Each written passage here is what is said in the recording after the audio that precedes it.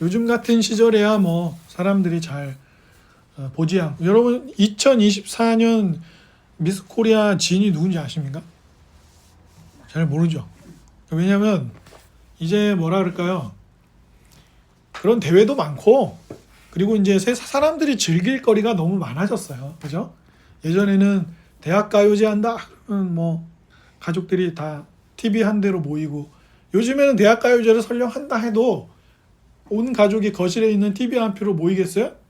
자기 방에서 다 그 스마트폰 들고 각자 알아서 보지. 누가 온 가족이 거실에 모여서 TV 보는 문화는 이제 예전과는 좀 다르죠. 지금 뭐 만약에 가족들이 밥 먹으면서 TV 본다고 하면 뭐 그 정도고, 각 뭐 보는 때 이제 아빠 보고 싶은 거, 엄마 보고 싶은 거 보세요. 나는 나 보고 싶은 거 볼게요. 또 자기는 스마트폰으로 보고 그렇게 하죠.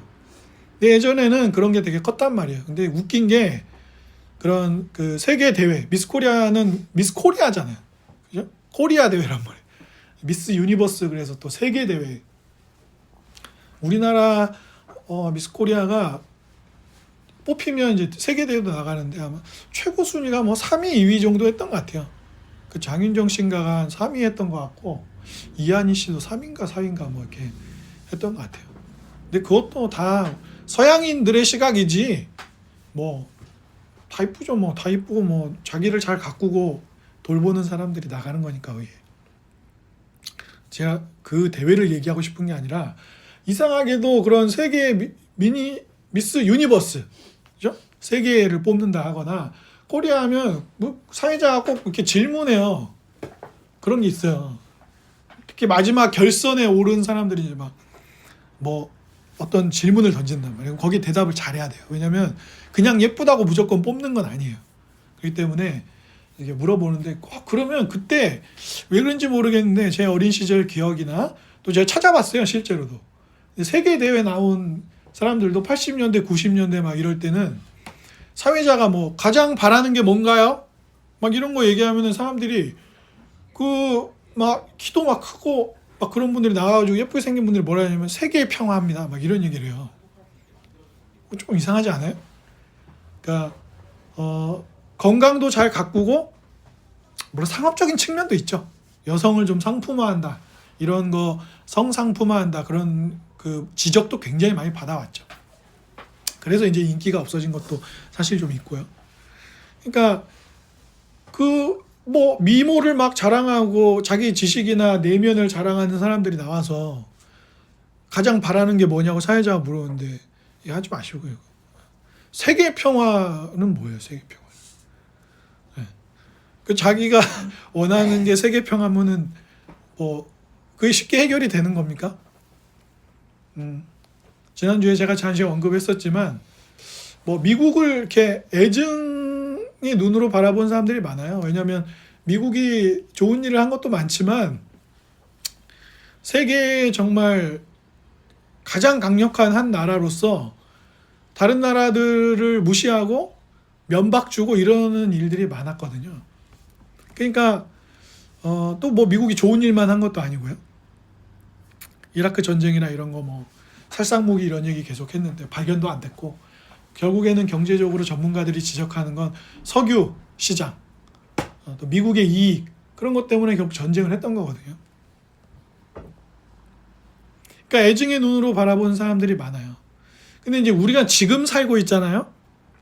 세계가 약 80년 동안 세계 2차 대전이 끝나고 미국이 만들어 놓은 모든 틀이에요.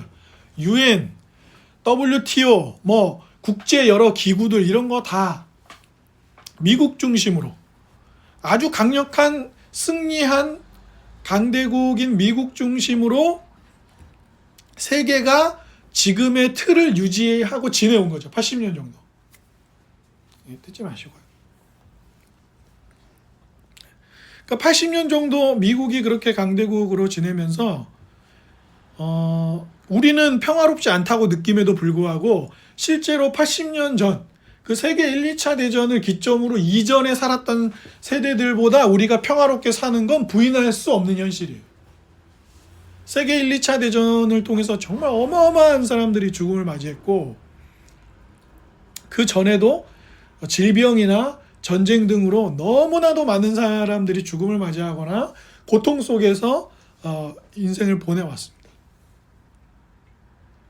그러니까 그런 대회에 나와서 바라는 게 뭡니까? 그러면 자기를 멋진 사람으로, 아름다운 사람으로 보여주기 위해서 월드 피스, 세계 평화를 이야기한 거예요.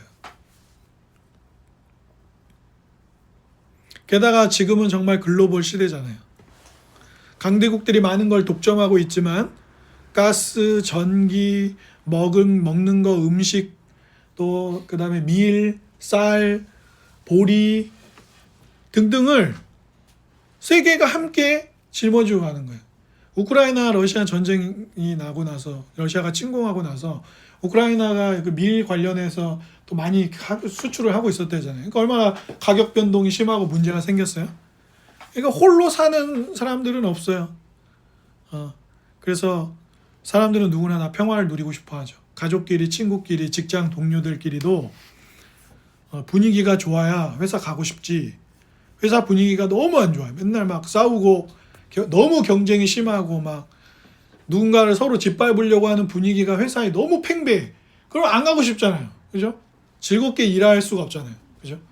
일은 힘들어도 나와 함께 일하는 동료들이 서로 잘 도와주고 막 이러면 사람이 되게 괜찮거든요. 그게 사람이에요.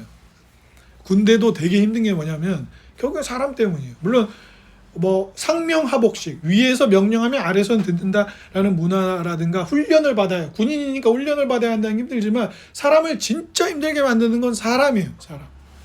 군대에는 내가 원하는 사람들이 있는 게 아니잖아요. 내가 원하는 걸 선택해서 갈 수가 없잖아요. 그죠? 그러니까 막 경상도에서 온 사람, 뭐 서울에서 온 사람, 대학 다니다 온 사람, 안 다니다 온 사람, 너무 삶의 배경이 다른 사람들이 같이 훈련을 받으면서 같이 지내는 거예요. 그러니까 뭐가 좀 잘 안 맞으면 굉장히 고통스럽죠. 그러니까 사람들은 누구나 다 평화를 바라는 것 같고, 그래서 그 옛날 그 아줌마들과 누나들이 그토록, 그때는 결혼 안 한 사람들이었겠지만 세계 평화입니다, 세계 평화를 원합니다라고 이야기를 했던 것 같습니다. 시편 3권의 시작은 73편이에요. 시편이 총 5권으로 되어 있잖아요. 그래서 83편까지, 73편부터 83편까지 이 시편의 배경은 하나님의 언약 백성들과 성전이 이방 민족들에 의해서 파괴되고 괴롭힘을 당하게 되었다라는 게 이 시편 3권의 시작인 시편 73편부터 83편까지의 배경이에요. 그 시편들의 배경에 이 그림이 있어요. 그런데 시편 84편부터는 이야기의 포인트가 좀 달라집니다. 이 본문 배경을 잘 들으셔야 이제 본론을 좀 이해가 되실 거예요. 시온과 온 세상을 다스리시는 분이 하나님이다라는 데 집중이 되고 있어요. 84편부터는. 우리가 왜 이렇게 되었어? 우리가 왜 이방 민족들에게 이렇게 고통을 당하고 성전은 파괴가 되었어? 라는 게 73편부터 83편까지의 배경이고, 84편부터는 시온이 어디예요? 예루살렘, 성전이 있는 곳. 그곳을 중심으로 하나님이 온 세상을 다스리신다는 게 84편부터 오늘 본문에 해당되는 본문의 배경이에요. 하나님이 함께 하신다는 강력한 표현이자 소망이 뭐예요? 그게 시온이에요. 시온. 그래서 이스라엘의 시오니즘이 있다, 그 말은 뭐예요? 우리는 유대인만 택함 받았다. 이 팔레스타인 이 땅을 하나님이 우리한테 주셨다. 우리는 거기로 돌아가야 된다. 그래서 세계 2차 대전이 끝나고 돈이 많아진 유대인들이 힘을 써가지고 미국이나 강대국들을 통해서 그 땅으로 돌아온 거잖아요. 1000년 넘는 시간 만에 다시 그 땅을 이스라엘이라는 이름으로 갖게 됐던 거죠. 그래서 지금 팔레스타인하고 문제가 생긴 거예요. 1000년 동안 그럼 거기 비어 있었겠어요? 누가 살았을 거 아니에요. 근데 정치적으로 이스라엘이 다시 나라를 세우면서 돌아오면서 거기 살고 있던 사람들 다 내쫓고 이제 분란이 일어나고 그래가지고 지금 팔레스타인 분쟁이 계속 이어지고 있는 거죠. 그게 시오니즘이에요. 그러니까 시오니즘이란 말은 안 좋은 거예요. 자기들만 택함 받았고 자기들만 하나님 백성이라는 의미인 거죠. 근데 그 시오니즘이 아니고 시온. 시온은 뭐예요? 하나님이 우리와 함께 하신다는 아주 강력한 소망이에요. 그러니까 이스라엘을 긴 시간 동안 괴롭혀왔던 나라들이 언급이 된 거예요. 본문에. 그죠? 라합, 바벨론, 블레셋과 두로, 구스여. 이 사람들 왜 언급된다고요? 그동안 이 민족들이 하나님을 믿는 우리들을 괴롭혀왔어. 우리를 힘들게 해왔어. 근데 특이한 건 이 자기들 민족을 괴롭혀왔던 나라들이 언급되면서 모든 이방인들이 함께 노래하고 춤추며 하나님의 임재를 누리게 될 거야 라고 시인은 얘기하는 거예요. 좀 이상한 거죠. 그러니까 보세요. 하나님이 요나 선지자를, 그죠? 요나 선지자를 자기들의 적국이었던 아수르의 수도로 보내요.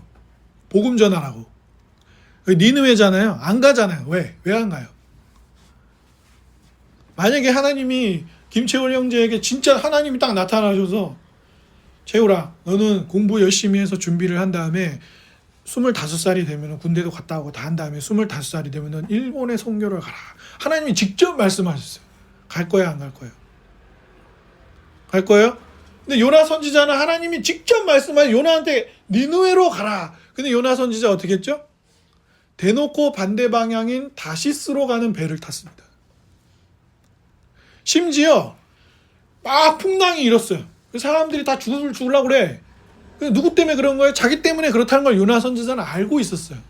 근데 요나 선지자가 어떻게 해요? 그래서 요나 선지자가 이제 야, 나 때문에 그런 거야. 그래갖고 이제 물에 빠진단 말이에요. 그래서 어떤 큰 물고기 뱃속에 들어갔어요. 3일을 물고기 뱃속에 있었다고 성경 본문이 언급을 해요.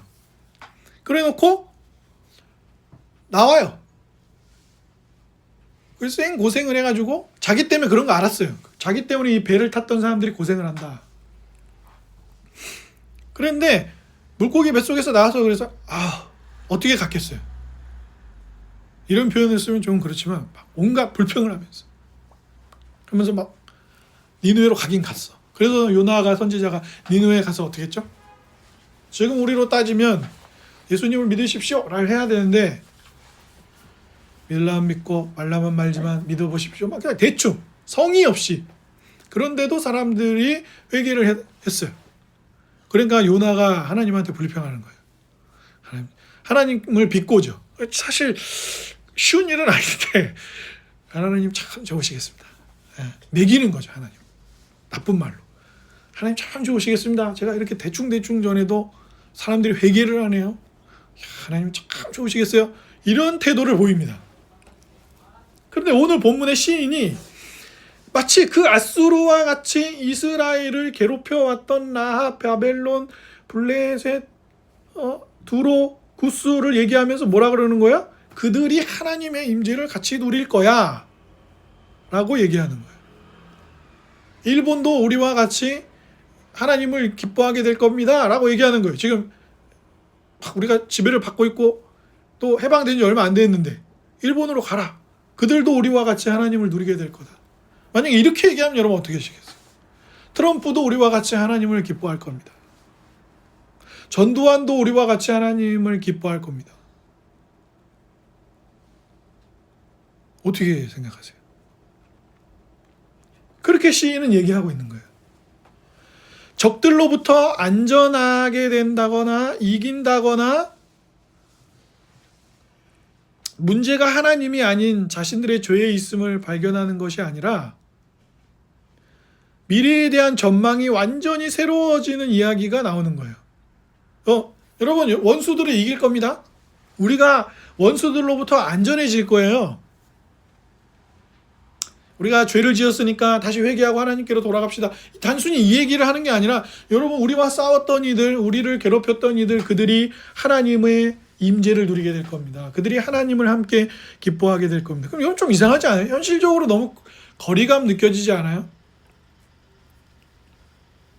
제가 아는 선배 목사님이 이런 얘기를 한 적이 있었어요. 자기는 자기 부인이랑 결혼해서 사는 것 중에 힘든 게 하나 있다 그랬어요. 그래서 뭐예요? 그랬더니 밤 11시 정도까지인가? 이렇게 설거지거리, 그러니까 밥을 먹고 밥을 먹었던, 커피를 마셨던, 차를 마셨던 설거지거리를 싱크대에 쌌는데요. 그 아내분이. 근데 꼭 밤 11시나 11시 반쯤 되면 설거지를 한다는 거예요. 근데 자기는 그게 너무 싫다는 거예요. 먹고 바로 하든가 그러면 되고, 그러는데 또 잠자야 될 시간인데 달그락달그락 거리고 막 물소리 나면서 11시 넘어서야 꼭 설거지를 한다는 거예요. 모아서. 근데 그게 너무 힘들다는 거예요, 자기는. 그런데 두로와 시돈, 구스, 이거는 자기 이스라엘 민족과 늘 다투고 사이가 안 좋고 서로를 괴롭게 했던 그런 사이인데 함께 하나님을 누리고 기뻐할 거라고? 너무 현실적으로 거리감 있지 않아요? 자기가 사랑해서 선택한 여자와 남자와 결혼해서 사는 것도 굉장히 쉽지 않은 일이에요. 게다가 대부분의 믿는 사람들은 목사님들이 주례를 보셨을 거고 그때 분명히 서약을 했어요. 좋은 날이나 그렇지 못한 날이나 심지어 아주 어렵고 힘든 날에도 하나님이 맺어주신 이 관계를 은혜로 계속 잘 지켜가겠습니까? 서로를 돌보겠습니까?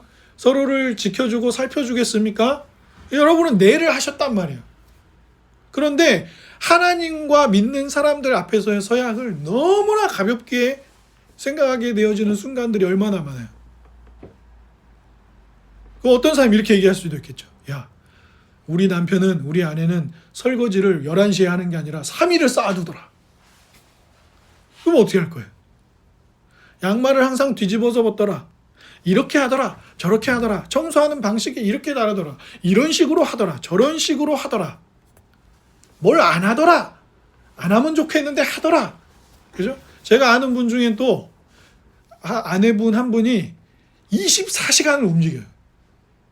제가 한번 그 집에 식사 초대받아서 간 적이 있었는데 계속 뭘 하고 있어요. 그 아내분이 계속 설거지를 하든 방을 닦든 뭔가를 그러니까 저는 저분이 밥을 잘 먹는 분이에요. 근데 왜 저렇게 말랐을까 싶어서 그랬더니 잠자는 시간을 빼고는 계속 뭔가를 하고 있는 거예요. 움직이고 있어요. 계속. 아, 저 사람은 살을 찔 수 없는 사람이구나. 그런데 이런 마지막 날 임할 것 같은 이런 종말론적인 평화에 대한 이야기는 갑자기 시편 87편에서만 나오는 이야기는 아니에요. 성경 구절 한번 찾아보겠습니다. 에베소서 3장 3절부터 한번 같이 보겠어요? 에베소서 3장 3절 이하입니다. 한번 같이 보겠습니다. 신약 성경 에베소서 3장 3절 이하의 말씀이에요.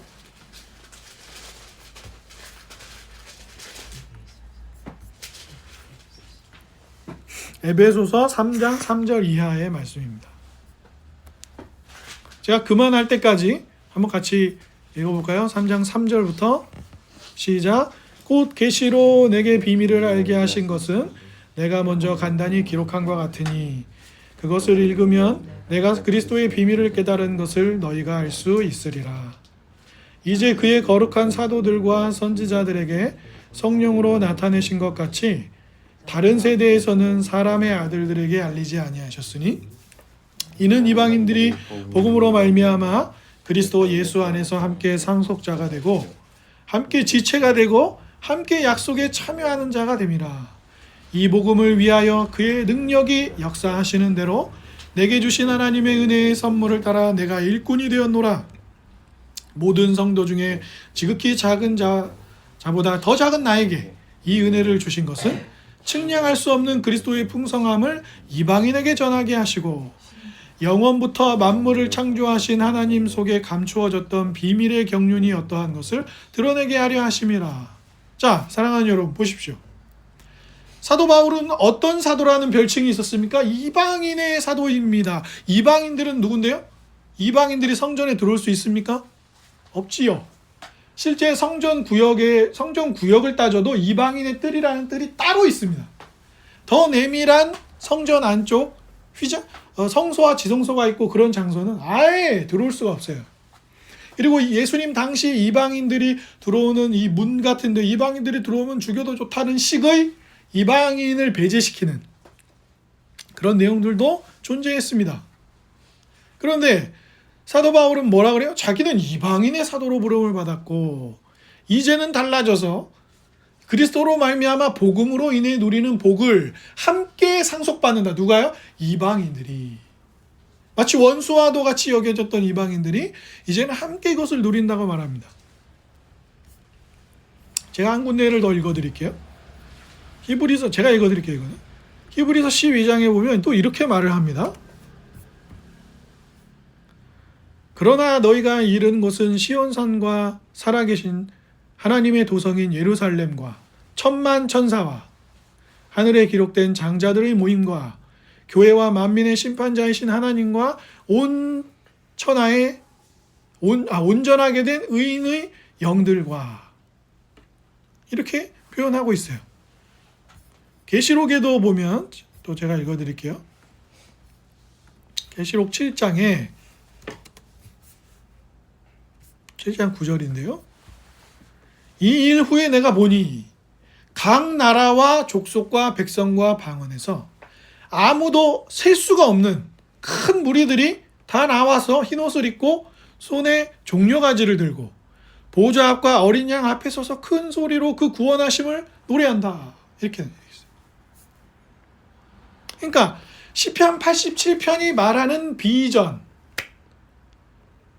진정한 나의 원수들조차, 우리를 괴롭게 했던 이들조차 함께 하나님을 기뻐하게 될 비전은 시편 87편만 얘기하는 게 아니에요. 그죠? 아브라함에게 약속된 언약의 내용이 뭡니까? 너의 후손을 통하여 만민이 복을 받는 거예요. 만민. 다윗의 언약의 내용은요? 다윗의 자손 중에 한 자손이 와서 왕이 되는데 그 왕은 허물도 없고 실수도 안 하고 그리고 어떻게 다스린다고요? 영원히 잘 다스린다. 그러니까 이건 이스라엘 백성들만을 위해서거나 이스라엘 백성들과 관련된 정치적 약속이 아니에요. 성경이 우리에게 펼쳐 보여주는 평화에 대한 약속은 어떤 약속이에요? 예수 그리스도 안에서 모든 차별과 죄로 인한 서로에 대한 차별과 배제와 혐오로부터 구원받아서 진짜 평화를 누리면서 그 평화는 어떤 평화예요? 그냥 안 싸우는 평화 아니고 그냥 사이좋게 지내는 평화가 아니라 예수 그리스도로 말미암아 죄와 사망으로부터 건짐을 받은 이들이 서로를 돕고 보살피며 사자와 어린 양이 함께 뛰놀고 독사굴의 손노도 독사가 물지 않는 함께 뛰어노는 하나님 나라의 이사야 선지자가 보았던 비전이 그리스도 안에서 이루어지는 거예요. 그래서 제가 사도행전 한 구절을 읽어드릴게요. 2장 9절인데요. 제가 읽어드릴게요. 사도행전 2장 9절에 보면 이렇게 돼 있어요.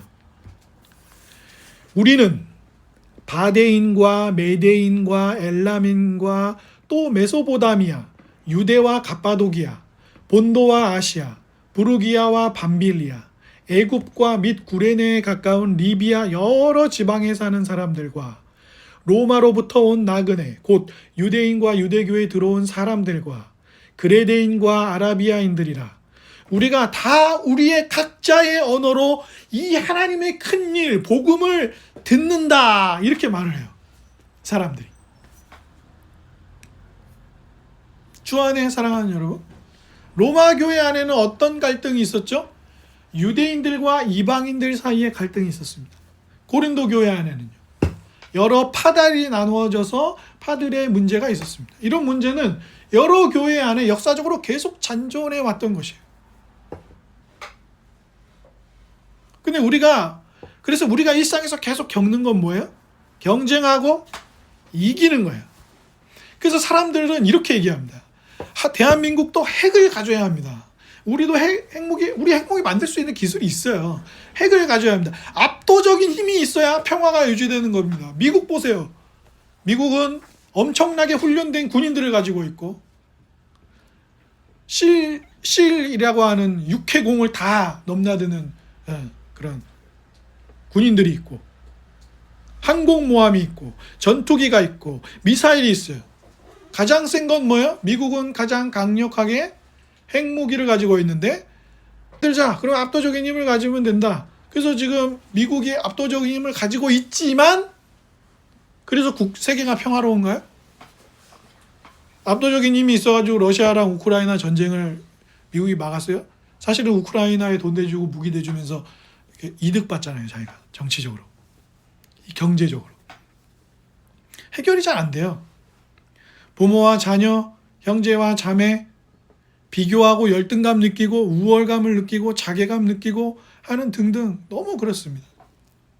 요즘은 각자 도생의 시절이거든요. 근데 개신교계는 훨씬 심해요. 교단이나 노회 또 감독기관들 이런 것들이 무의미해질 정도예요. 아무 기대가 없어요. 각자 살아남기가 너무 힘들어요. 그러니까 목사님들이 얼마나 각재도생하려고 난리가 아니에요. 막 서로 비교하고 누구 목사는 뭐 책을 썼다더라, 책이 나왔는데 몇천 권이 팔렸다더라, 누구는 책 썼는데 책이 안 팔려서 쌤통이다 막 이러고 있어요. 직장에 가도 그러지 않아요? 일 잘하는 사람, 못하는 사람, 승진 빨리 한 사람, 못하는 사람, 그리고 심지어 어떤 사람이 야 저렇게까지 해서 승진해야 돼? 라고 라인에 줄을 선다거나 아부를 떤다거나 자기 속마음은 그렇지 않은데 막 상무님 막 전무님 찾아가지고 싸바싸바 하면서 역시 상무님 능력이 대단하십니다. 이번 계약건도 상무님 김상무님 때문에 된 일이지 우리 회사에 김상무님 없으면 어떻게 합니까? 막 이래요. 그죠? 학교 가도 그래요. 학교 가도 또 막 너무 선생님하고 잘 지내는 애들이 있으면 다른 애들이 왜 이렇게 선생님한테 아부 떠냐? 뭐 선생님한테 아부 떠라고 뭐 하려고 그러는 거야? 이런 애들이 있고 또 너무 반대의 성향을 보이는 사람도 있고 그러니까 경찰도 있고 검찰도 있고 법원도 있고 막 등등 있고 유엔도 있고 평화를 유지하기 위해서 뭐 세계 자연을 보호하기 위해서 그린피스도 있고 얼마나 많아요. 농민들의 권익을 지켜주기 위한 단체도 있지요. 그죠? 금융권에서 일하는 사람들을 위한 뭐도 있지요. 또 재벌들끼리 모여서 하는 뭐가 있지요. 또 연약한 시민들끼리 모여서 하는 모임이 있지요. 그때마다 다투고. 그러니까 국회가 힘든 거예요. 왜? 이런 모든 사람들의 요구, 자연을 보호해라. 자연을 보호하면서도 경제를 지켜라. 개발도 해라. 막 그죠? 어려워. 그렇다고 막 경제 개발을 시켜서 막 다 때려부시고 재건축하고 하기에는 그러면 다 재개발하고 재건축하고 그러면 가난한 사람들은 어디로 가요? 갈 데가 없잖아요. 이 모든 그 의견을 받아서 이 나라를 이끌어가야 돼요. 그러니까 정치인도 아무나 하는 게 아니에요. 제가 봤을 때. 정말 국민들을 섬기겠다는데 국민들이 너무 다 달라. 이 국민이 요구하는 게 다르고 이 국민이 요구하는 게 다르고 이게 충돌해 또 심지어. 어떻게 할 거야 이거. 그러니까 우리 스스로가 굉장히 절망적이라고 느끼는 거예요. 형제, 자매, 부모님, 자녀, 친구, 직장 동료. 저도 만약에 예수님 안 믿었으면은 저는 굉장히 염세주의자가 되지 않았을까 싶어요. 저는 너무 힘들어요. 그러니까 그런 속에 있는 게 너무 힘들고 그리고 그런 뭐라 그럴까 절망을 어디서 느껴요? 째려보시는 거예요 지금. 상대 때문에 느끼는 게 아니라 나 때문에 느껴요. 왜? 자괴감이 느껴지잖아요. 예? 나 자신의 뭐랄까요? 나 스스로가 나 자신을 이해하기 어려운 자괴감이 있잖아요. 아니 학생 중에 공부 열심히 해야 되는 거 모르는 학생이 어디 있어요? 부모들 중에 자식에게 모범이 되어야 한다는 걸 모르는 부모님이 어디 있냐고요. 근데 잘 돼요 그게? 잘 안 된단 말이에요. 그러니까 그때 느껴지는 자괴감은 붕괴예요. 붕괴. 자기 자아 붕괴. 야, 내가 말한 것도 내가 못 지키는 사람이 난데 인생이 너무 어렵다. 이렇게 느끼게 된다. 그리고 사람에게 자꾸 실망하게 되잖아요. 사람한테. 그죠? 남에게서도 상처를 받고 그러지만 나도 나 스스로에게 야 뭐냐 이게 이 존재라는 게 나라는 존재가 뭐냐? 내가 말해놓고도 못 지키고 안 지키게 되고 막 엄한 데 빠져있고 여러분 마약 중독이나 알코올 중독에 빠져있는 사람들 중에 중독되고 싶다 그래가지고 그 길을 들어선 사람은 아무도 없어요. 나 도박 중독돼서 가족들이 힘들게 해야지.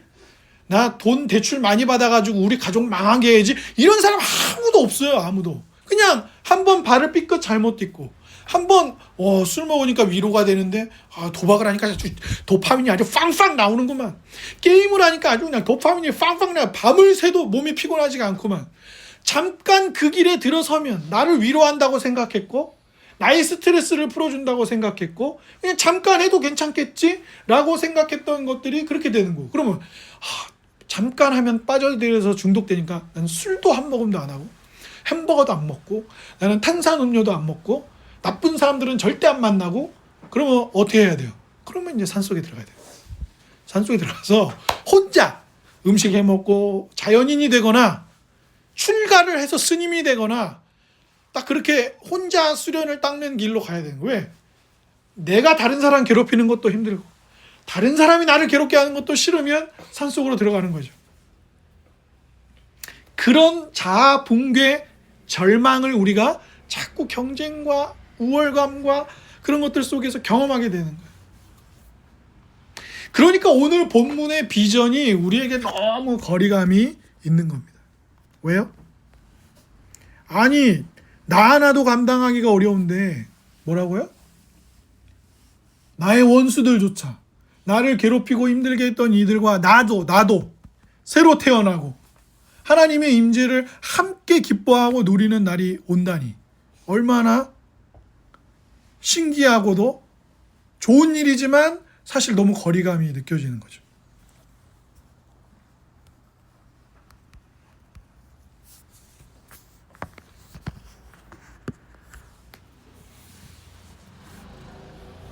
그래서 이 비전은 어떻게 이루어집니까? 어떻게 자신의 집에서 머슴살이를 하던 사람이 교회에서 한 믿음의 형제 자매요? 심지어 그 교회의 장로와 목사가 되었습니까? 우리나라에서 말입니다. 어떻게 식민지를 지배했던 사람들이 그리스도 안에서 형제 자매가 될 수 있나요? 어떻게 가족과 친지들이 그리스도 안에서 새로운 관계를 누리게 되나요? 갈라디아서 4장 26절을 한번 같이 보겠습니다. 신약성경 갈라디아서 4장 26절입니다.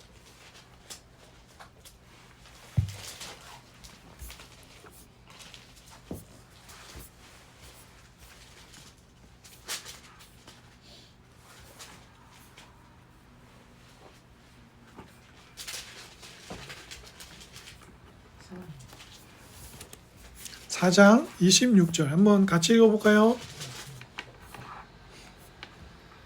시작. 오직 위에 있는 예루살렘은 자유자니 곧 우리 어머니라. 율법의 노예됨과 복음으로 얻는 믿음의 삶의 자유를 대조하면서 여기 나오는 거예요. 우리는 그냥 단순히 법을 잘 지켜서 사는 구원 얻는 이들이 아니에요. 복음은 우리에게 자유를 줘요. 근데 그 자유는 막 사는 자유가 아니라 말씀대로 사는 자유인데 죄에서 법의 노예된 율법의 노예가 아니라 이제 그리스도 예수 안에서 그리스도를 사랑하기 때문에 사는 삶이에요. 믿음의 자유가 있습니다. 그거를 얘기하는 구절에 나와요. 여기서 사도 바울은 단순히 땅의 예루살렘을 얘기하는 게 아니라 하나님의 구원을 받아들인 사람들로 대변되는 예루살렘을 언급하는 거예요. 죄 아래 사는 이들을 향해 십자가 외에는 자랑할 게 없다라고 갈라디아서 마지막 부분에 사도 바울이 얘기합니다. 죄가 아닌 이상 서로의 다름은 풍요롭게 만드는 거죠. 우리를 죄가 아닌 이상 더 이상 그리스도 안에서 차이나 경쟁이나 이겨야 하거나 내 힘으로 통제해야 하는 무엇이 아니라 죄의 종에서 벗어나서 그리스도 안에서 그리스도를 사랑하기 때문에 지키는 은혜 아래서 자유와 기꺼이 서로를 돕고 사랑하는 삶을 사는 거예요. 왜요? 그리스도 때문에.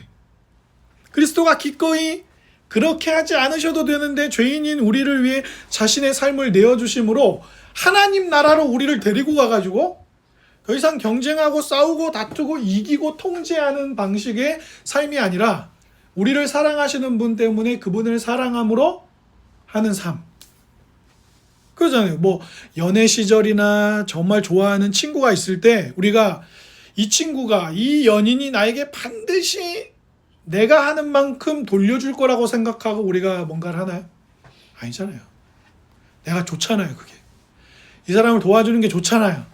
이 사람을 보살펴주는 게 좋잖아요. 그래서 하는 거예요. 그러니까 엄마들 보세요. 자기 애들 챙기는 거 보시라고. 모든 걸 주죠. 모든 걸. 죽을 때까지. 그게 꼭 좋은 건 아닐 수 있지만 어쨌든 우리들이 마주하는 이기고 누르고 막 어떤 편법이라도 사용해가지고 서로를 부수는 방식이 아니라 그리스도를 믿음으로 원수조차 도와야 할 이유를 품게 된 사람. 우리가 아직 죄인이었을 때에도 우리를 위해 아낌없는 사랑의 확정함을 이미 드러내 보여주신 분의 은혜를 은혜 때문에 사는 거죠. 장발장이 그 신부님을 만났을 때 은촛대를 훔쳤지만, 그죠? 경찰이 이 사람이 여기 신부님이 성당에서 예배당에서 은촛대 훔쳤습니다. 그 신부님이 뭐라 그랬어요? 내가 준 거라고. 그냥 내가 준 거. 내가 오히려 준 거라고. 그러니까 보내주라고. 장발장이 나중에 잘 되고 나서 계속 어떤 일을 합니까? 장발장이 어린 여자아이를 구해주고 그 아이를 자기 딸로 키우고 또 장발장이 수많은 사람들을 계속 도와주게 된 이유가 뭐예요? 그때 그거거든요. 단순히 나의 죄를 감춰준 게 아니라 내 삶의 정황을 알고 나에게 손길을 베풀어준 그 사제 때문에 장발장은 바뀐 삶을 사는 거예요. 쉬운 거 아니에요. 간단하지도 않습니다. 우리를 고통스럽게 만드는 상황은 반복되고 내가 말한 것을 내가 지키지 못하고 기쁘게 살아내지 못하는 일도 우리는 살면서 경험할 거예요. 하지만 언제나 나를 보라고 말씀하시는 우리 구주께서 그때마다 어떻게 하십니까?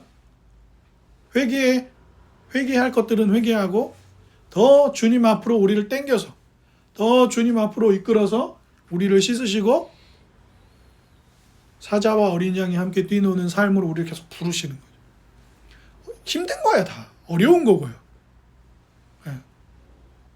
그렇지만 사랑할 이유를 내가 너희를 어떻게 사랑했는지 그리스도께서 우리에게 보여주시는 거죠. 보여주시는 거예요. 그래서 구약에서 특히 시편 안에서 하나님이 어떤 분이냐 그러면 핵심적인 단어가 헤세드. 인자하심. 그죠? 죄인들마저 끝까지 자기의 약속으로 나는 너희 하나님이 되고 너희는 내 백성이 될 거야. 나는 이거 반드시 할 거야. 그걸 이루시는 분을 믿고 가는 거죠. 그거를 믿고 살아내는 거예요. 예수 그리스도께서는 십자가를 통하여 그 일을 하신 것이고 우리에게 내가 다시 올 때까지 이미 이긴 싸움이지만 너희들이 살아가는 동안에도 여러 일들이 있을 거야. 하지만 그때에도 나를 봐. 사랑하고 싶지 않을 때, 경쟁에서 확 눌러버리고 싶을 때, 버튼을 눌러서 미사일을 쏘고 싶을 때 그러지 말고 너희들을 괴롭히는 이들보다 더 강력하게 조물주인, 창조자인 나를 업신여기고 죽였던 이들을 어떻게 대했는지 보라 이거예요. 그것으로 낮아지는 방식으로 섬기는 방식으로 물론 정의를 지키지 말라 그런 거 아니에요. 뭐 죄인들을 다 풀어줘라 막 누가 훔쳐가면 돈을 더 줘 이런 얘기를 하는 게 아니에요. 정의를 지키면서도 끝까지 그를 배제하고 혐오하는 방식이 아니라 구주께서 한 인생을 죄를 씻으시고 바꿀 수 있다는 것을 믿고 사랑의 삶을 멈추지 말고 친절을 베푸는 것을 멈추지 말라는 거예요.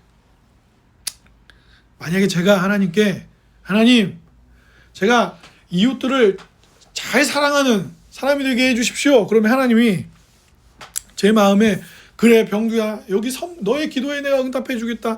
나의 선물이다. 뿅. 그러면 제 마음에 갑자기 원수를 사랑하는 마음이 생기나요? 그렇지 않아요. 원수는 내 앞에 있고 이 사람은 나를 힘들게 할 거예요.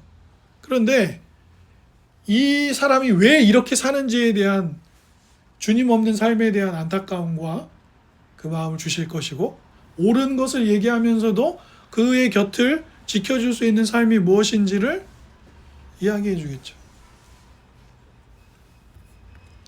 실제로 사람을 죽인 살인자의 어머니가 쓴 책이 있어요.